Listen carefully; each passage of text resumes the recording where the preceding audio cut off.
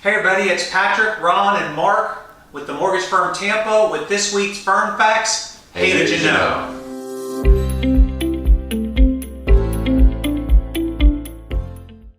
Hey, today we're here with Maria Rodriguez with Vector Insurance. And there's a lot of big changes coming up soon with flood maps in the state of Florida and quite frankly around the country, right? So we brought Maria in here today to chat a little bit about this because it's going to affect just about everyone. Potentially all of us here. So this is big. It hasn't happened since 2008. And so it's going to, a lot of people who were not in a flood zone, they're now going to be in a flood zone. So Maria Rodriguez with Vector Insurance, tell us everything we need to know. Well, this has been an ongoing process with FEMA, led by FEMA. And they've released the preliminary flood maps. It's not firm yet. They released them, and now it's the public's turn to dispute them with scientific proof as to why it's not supposed to change.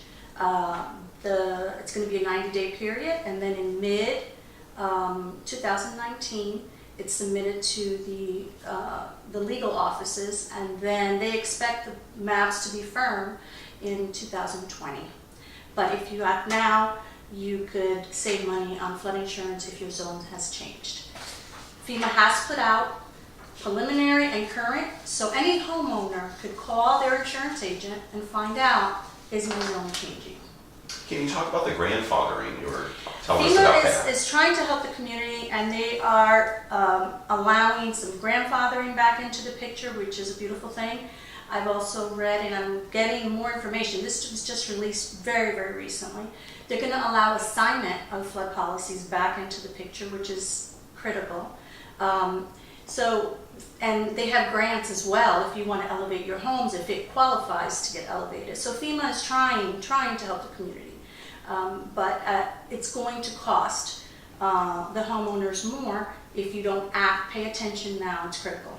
Yeah, so what she's talking about is, so you're not in a flood zone right now, but you're looking at the map and you potentially are going to be in a flood zone. So we have actually an example here of a home that is in West Chase right now.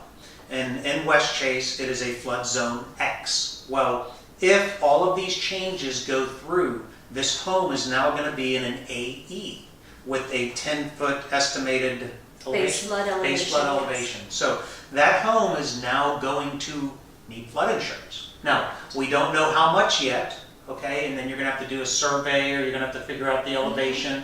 Every single house is going to be different. But if this client right now was to purchase flood insurance, which is minimal, right? Correct. Very minimal. $460 a year. Yeah, so then they would then grandfather themselves in so that if and when the maps do change, then their increase would not be as much or may stay the same. Correct. FEMA, it will allow current homeowners that have a preferred policy to transfer it over, and it will increase gradually. Now that's important there, because let's just say you don't have flood insurance, you're going to change to flood insurance, and you want to sell your house a couple years down the road. You can grandfather this policy in so that the new people who are going to purchase your home will not get hit so hard, correct? Correct, because they will allow assignment of a policy. So you're going to sell your home, and if the property qualifies, FEMA will allow you to take your policy and assign it to the new buyer with the proper paperwork and documentation. This is kind of a little old school, because I remember when flood maps changed before, people were going to the homeowners who they were buying the house for, getting their policies, and then they were assigning them over so that they could get the lower rates. Correct. So yeah, this is big news. Mark, you had a question, great scenario? Maria, I'm in a still home. Okay. How's that going to affect And that's Pinella's family, correct? Pasco? Oh, I'm sorry, you're a Pasco, right?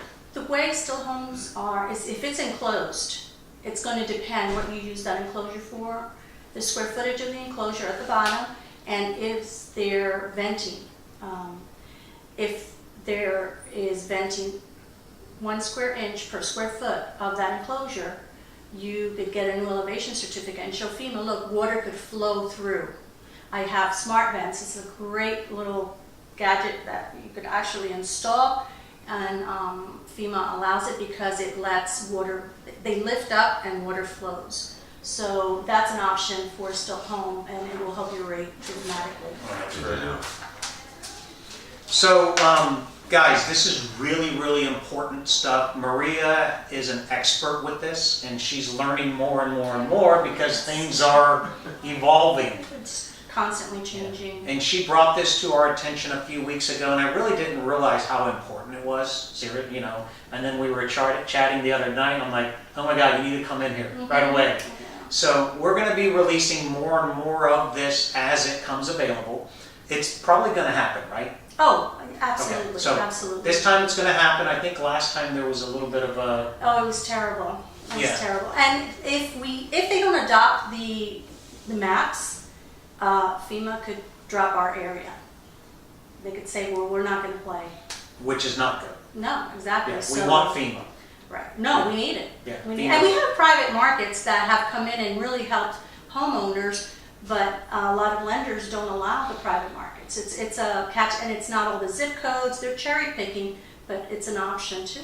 Yeah, that's true. We do have, and we have had to use some private lenders for flood insurance, because quite frankly, if you have a ranch-style house built in the 50s that's on a canal in a low zone, and it may have been grandfathered in for all these years, there was a point where somebody's flood insurance went for a couple of $1,000s, and I saw policies going up $10,000, $20,000 Yes, for a flood insurance yes, policy.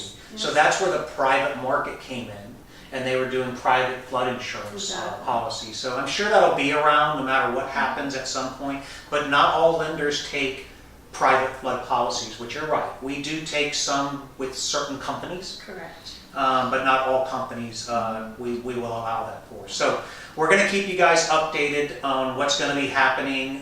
This does not officially take effect until 2020, mid-2020 is when it's expected.